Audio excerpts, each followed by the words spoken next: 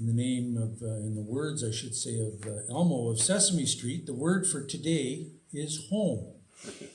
And that's the word that I want to spend a few minutes on this afternoon, speaking on what it means to be home. What is home to you? And I left a home about an hour and a half ago. I left my wife and my daughter's dog, and that was my home. But now I'm in a different home.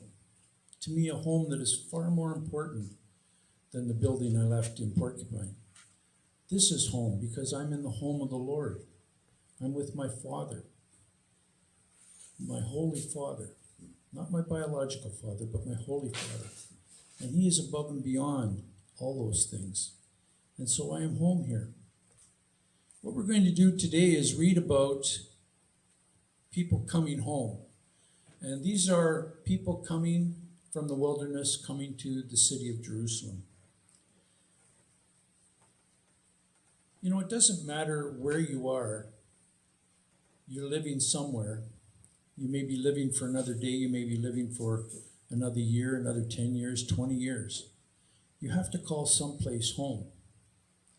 But in all of those places, with the exception of one, everything is temporary. Everything will rot and rust away. In fact, your home may even change. I know in my case, I think I've moved 8, 10, 12 times since I've been married, because that's what my job did for me. It takes me to different places. It took me to different places. I've been at the same place now for a long time. I know some of you are still living in the place where you were born, with your mother and your father originally, and you consider that home. But I say to you that this is home.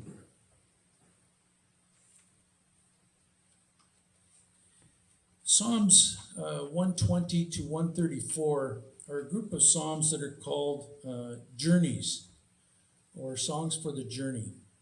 And it's also called songs of ascent. But in each and every case, it's a group of songs or psalms, a group of poetic writings, if you want to call it that, but they were actually sung to. Most of them are put together by David, King David. Some of them we don't know, but because they're grouped together the way they are, we sort of give him credit for them, let's put it that way. I don't think it's important who wrote them. I think what's important is why they were written and who they were written for and what was gotten out of it. So I want to start by reading Psalm 122. And we're going to take them just one at a time. We're going to go very quickly over them. But I want you to think in terms of, can you relate to them? Are things any better for you today? And do you seek the same things that they seek? And you'll notice that Psalm 122 in my Bible anyway says, a song of ascents of David. I was glad when they said to me, let us go into the house of the Lord. Our feet have been standing within your gates, O Jerusalem. Jerusalem is built as a city that is compact together, where the tribes go up, the tribes of the Lord, to the testimony of Israel, to give thanks to the name of the Lord. For the thrones are set there for judgment, the thrones of the house of David. Pray for the peace of Jerusalem. May they prosper who know you. Peace be within your walls, prosperity within your palaces. For the sake of my brethren and companions, I will now say, peace be within you. Because of the house of the Lord our God, I will seek your good. Not a very long song, but it's focused on a group of people who have been wandering in the wilderness. You know the story of how the Israelites left Egypt and for 40 years were wandering aimlessly in the desert, in the wilderness. How the Lord looked after them. First of all, He looked after them in getting them out of Egypt. He was always there to protect them. He went before them in the daytime, viewed as a cloud, at night by fire. He was always there, and yet the people still continued to reject Him. They knew that they needed a father. They knew that they needed a God. but secretly they were more concerned about themselves. They were hoping that the God would come and would defeat their enemies.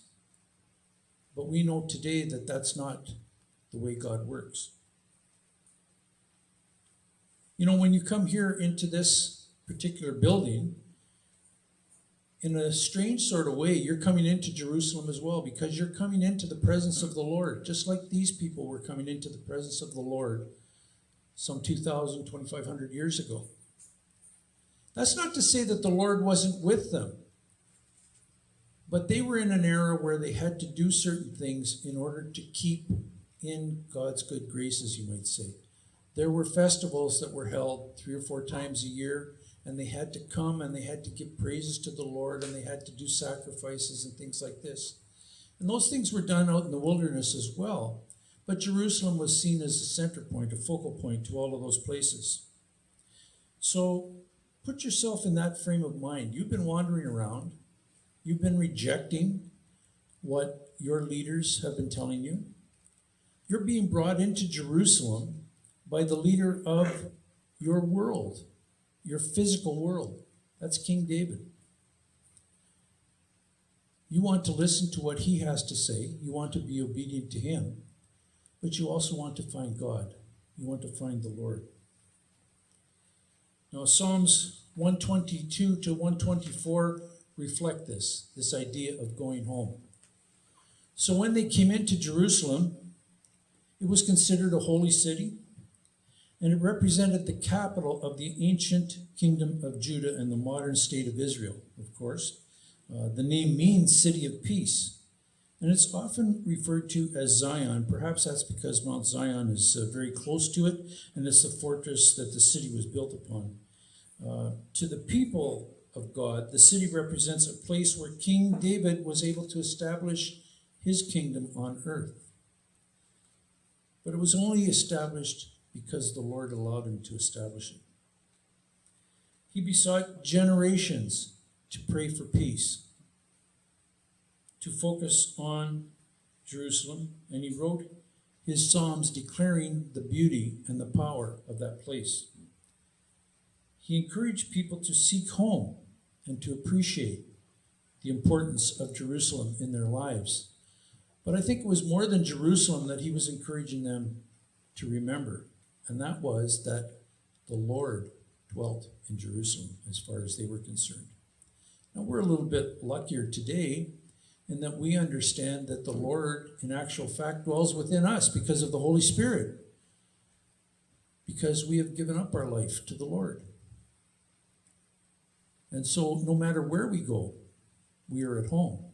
And so you should be at home. You should be in a good frame of mind when you think about going home. Some of you will go home tonight and think of the physical house that you unlocked the door to. You don't have to unlock the door to the Lord's world, to the Lord's house. He's standing there at the door with open arms to welcome you in. All you have to do is accept him. All you have to do is be obedient to him, to be faithful to him. You know, the city is also where King Solomon built the magnificent temple that was to be the house of prayer for all nations. It's a place where Isaiah envisioned Jerusalem as the world's centerpiece, where the nations would be taught the law of the Lord, and they would beat their swords into plowshares, he says, and learn of war no more. That's a different concept to what everybody else in the Old Testament was talking about. All they did was go from one tribe to another, bringing war upon each other. But here Isaiah says that they're going to go to this place and they're going to take their swords and hammer them into plowshares. In other words, they're going to become a peaceful nation. We're not a peaceful nation today. We just pulled out of Afghanistan, where we were warring with another tribe, so to speak. We're warring with each other. We've got political parties that I'm pretty sure would be happy to go into the ring and battle it out with each other for the power and the ability to run this country. But God's not interested in that. God doesn't want that. He doesn't need that. He has the power to overtake all of that. You know, Jerusalem also is where Jesus wept over his people. And he foretold also that it would be ruled by Gentiles for a time. And it was here where where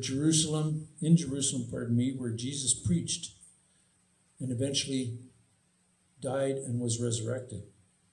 It was also here that the Roman Empire flexed its muscle and destroyed the temple in 70 AD. So Jerusalem is certainly seen as a central point, and it's also representative of the imminent coming of Christ the second time. That's the way it's seen. And so many thousands, if not tens of thousands of people flock to Jerusalem every year in the hope of getting closer to God. And I think a lot of it has to do with coming home, feeling that they are more in his presence there than they are here. And that shouldn't be. Unfortunately, that shouldn't be, but that's the way it is, and that's okay. But let's talk a little bit about David now and his people in the journey. So when we read Psalm 122, it began with the words, "I was glad when they said to me." This is King David. He was glad. He was joyful. He was happy. He was relieved, pleasingly relieved, because the people he's talking about invited him to go into the house of the Lord with him. He didn't have to issue an edict. He didn't have to issue a command that you will all follow me into the house of the Lord at Jerusalem. They asked him to do that. And so I think David was pleasantly surprised and relieved somewhat to this. Keep in mind, too, that David hasn't had a really, really flawless relationship with the Lord. He's done a lot of things that he shouldn't have done. And he knows that he's a sinner, just like all of them. And I believe that in his heart, he knows that he's not the one that's in power. He's in power on earth, all right, but he knows that there's one above him that's much more powerful than he is. So when David comes into Jerusalem, here's another thing. He's not coming by himself. He's coming in with brothers and sisters who are like-minded. They're like him. And he's happy to go in and see his father. He's happy to go home because he's going with the fellowship of all those around him. That would be like us going to the city of Jerusalem. We're going together. We're happy to be going together. But if we took a bunch of people from Matheson or Timmins or Kapuskasing or whatever who did not know the Lord, we'd be pretty apprehensive, I think. We'd be unsure of what was going to happen once we went inside that building. That's like bringing somebody home to your house, to the house of your father and your mother. And you're really not sure of them. You really don't know them. You know that they tend to get carried away. You know that they're not necessarily on the same path that you are in knowing the Lord. But yet you're coming home. They don't see it that way. And so here's where we get into where is home for you. You know, these are not familiar surroundings to the Israelites. They've been wandering around in all kinds of places. They really don't have a home. They're told that they're going to be led to their home. But the one thing they do have is a common place where they can visit, where they can come together, where they can come together in the presence of the Lord, where they can give sacrifices to the Lord, sing praises to the Lord, worship the Lord, and know that they are protected for a time being. They feel at home. It doesn't matter to me whether you're 15 or you're 50 or you're 150. When you go home, and I'd like to see somebody who's 150 be able to go home to his mom and dad, but you know, some of us have a mother and father. Dave is going to visit with his father, hopefully in 2 or 3 weeks. I think if you ask David, did he feel or does he feel more comfortable in the presence of his father? Does it not feel a little bit more like home? He probably would say yes. Because home is not a physical place. Home is a spiritual place. Home is an emotional place. And that's what the people of Israel are beginning to realize, that this wandering around from one spot to another isn't getting them anywhere. So he wants to come in and he wants to be joyful before the Lord. He wants to pray and give praises to the Lord, give thanks to the name of the Lord, he says in verse 4. He's going to pray for peace for Jerusalem, for God's house, for the Lord's presence. So if he prays for peace to the Lord, that means that he believes that there is power in the Lord, that the Lord and the Lord alone can protect them in a way that nobody else can. He prays for prosperity within their palaces, for the sake of his brethren and his companions. Don't we do that today? You prayed for me today. As I go away with a group of people who do not know the Lord, you prayed for me today. That's wonderful. Strangers won't do that. It's because we are family. And when I walk in here, I feel more at home here than I do at my home in Porcupine. Because I know that right now, I'm with a group of brothers and sisters who know the Lord as I do. In fact, some of you know him way better than I do. But we are all brothers and sisters in the Lord. This is pleasurable for David. He enjoys this. Being present in the house of God can be daunting, but it can also be rewarding. Because of the location of Jerusalem, David is also compelled to pray for all those who are within Jerusalem.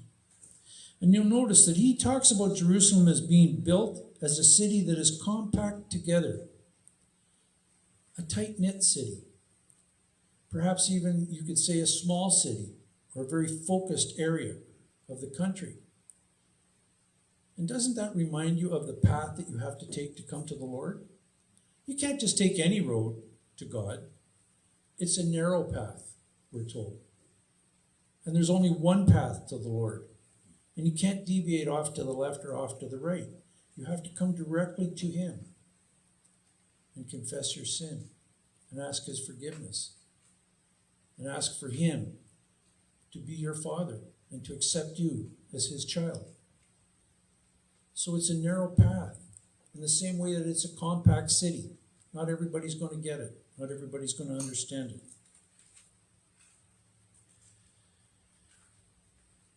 As we go over to Psalm 123, it says, "Unto you I lift my eyes, O you who dwell in the heavens.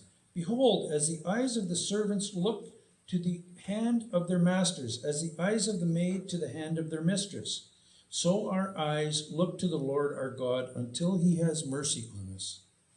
Have mercy on us, O Lord, have mercy on us. For we are exceedingly filled with contempt. Our soul is exceedingly filled with the scorn of those who are at ease, with the contempt of the proud." So what is he saying here? He just said that he was really happy to be in the house of the Lord. He's telling the people that are with him, that are listening to him, don't look ahead to the people who are in front of you. Don't look to the people around you. Look up.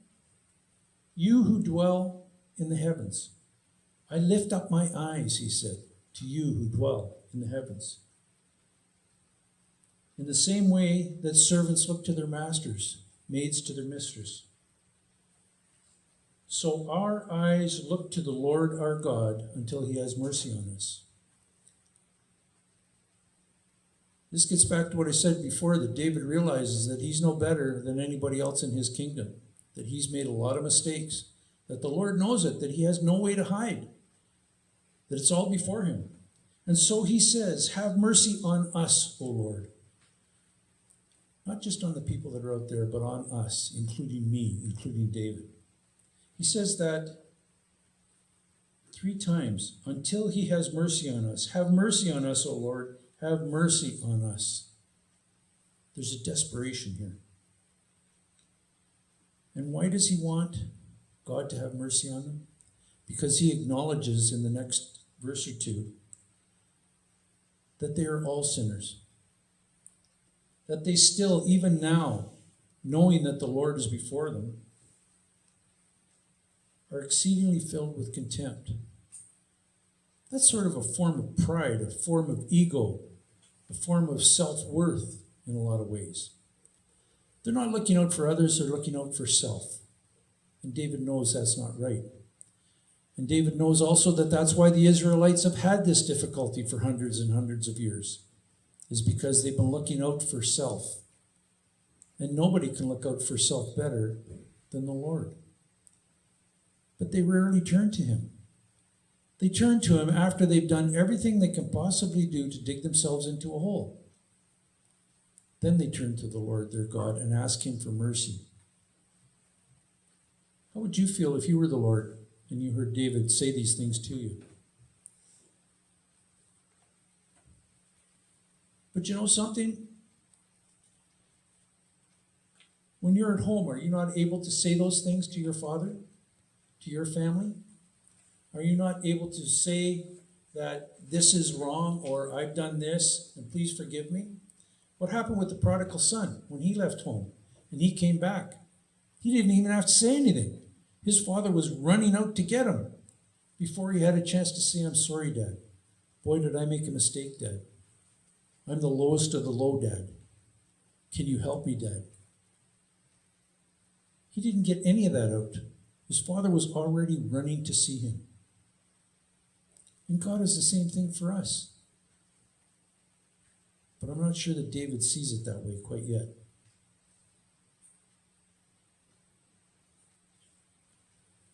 In Psalm 124, he starts off and he says, if it had not been the Lord who was on our side, let Israel now say, if it had not been the Lord who was on our side, when men rose up against us, they would have swallowed us alive when their wrath was kindled against us. Well, that's the history of Israel. There is always somebody whose wrath had been raised against them. These tribes were all warring tribes. There's not much indication of peace among tribes. You know, even the tribes, the 12 tribes of Israel, there was bickering, there were complaints. There wasn't togetherness all the time. And David knows that. But he also knows that he's talked about being at home. He's talked about the fact that they are sinners. They are coming to the Lord, admitting to the Lord that they are sinners, knowing that they are not worthy to be in his presence, but yet asking mercy from God. And then he finishes it off with this psalm, Psalm 124. And I'll just continue on from verse 4. Then the waters would have overwhelmed us. The streams would have gone over our soul. Then the swollen waters would have gone over our soul. Blessed be the Lord, who has not given us as prey to their teeth. Our soul has escaped as a bird from the snare of the fowlers. The snare is broken, and we have escaped. Our help is in the name of the Lord, who made heaven and earth. What is he talking about here? He's talking about the one thing that they have not shown in their history, and that is trust in the Lord. He's saying here that the only reason they're still there is because of the Lord, because he has protected them. If the Lord had not been on their side, he realizes that none of the other tribes, even if they'd have all come together, could have solved these problems. It's the Lord that got them through these things. And he says, when men rose against them. Isn't that sort of an interesting phrase too? Because he doesn't say when other gods rose against him or when evil things rose against him, but when other men rose against them. So it's sin going against sin. And David understands that. The one and only who can take care of that is the Lord. But what was saved? Not your physical body by coming to know the Lord, but your soul. Our soul has escaped. The swollen waters would have gone over our soul. The stream would have gone over our soul. Where would your soul be without the Lord? So this says that there's no point in spending time thinking about temporary things like your house, like your neighbors, like your possessions, all of your money, your position. Maybe you're the president of some company, or the prime minister, or the president of a country. Those things are all irrelevant when it comes to the Lord, because he is Lord of Lords, King of Kings. He's over all. And if you want to be part of the family of God, then know that when you come to Jerusalem, when you come to God, you are home. He tells you that he's preparing a place for you, a mansion for you. What possibly could you build that would be comparable to that? You know, I look around here and there's not one of us here that are under 50. In fact, I don't know if there's anybody here under 60, but what I'm getting at here is that our time is coming, and it's coming soon. And so when I think of what Cliff went through and what Brenda and John went through, had that actually taken place, we would have said that the Lord has taken them home. Okay? But in actual fact, are they not home today? I think they are. Because they know the Lord. And the Lord said that he would send a helper to be with you until Jesus Christ came again. That helper is the Holy Spirit, and he dwells within each and every one of us because we know the Lord. So we sit here gloomy some days. We sit here with a disposition of woe is me. Things are not going well. Cliff and I were talking about family and things like that. And you know, it doesn't matter what you had or what you didn't have, what you lost or what you didn't lose. Just look at yourself now. Look at me. I eat 3 meals a day and sometimes 4 and 5, as you can tell. I'm well off. All my bills are paid, more or less. But they're not going to put me in jail tomorrow for things that I haven't done. So I have safety as well. Many of our Christian brothers and sisters don't have that. But they have safety through the Lord. You know, we have something that nobody else in this world has. We have the joy of knowing that we have a place to call home. Permanent home. Not a temporary home, but a permanent home. So when you read Psalms, I want you to look at it from a standpoint of not just songs that people sang to the Lord, but another indication that God has a plan for you, a plan for me, a plan for us. Because if he doesn't, we're just wasting our time for 2 hours every Sunday afternoon. If we think that we're only coming here to make us look good for our neighbors, or to be able to be comfortable with some people around us, maybe you don't have a lot of friends, but you find friendship here, you got it wrong. There's going to be friendship, all right, but there's going to be joy because you found yourself a home. Psalms is more than just words. There's 150 of them in our Bible, and there is guidance in each and every one. And these 15 Psalms from 120 to 134 are an indication, as I said before, of God's plan for each and every one of us. May you all enjoy your trip home today.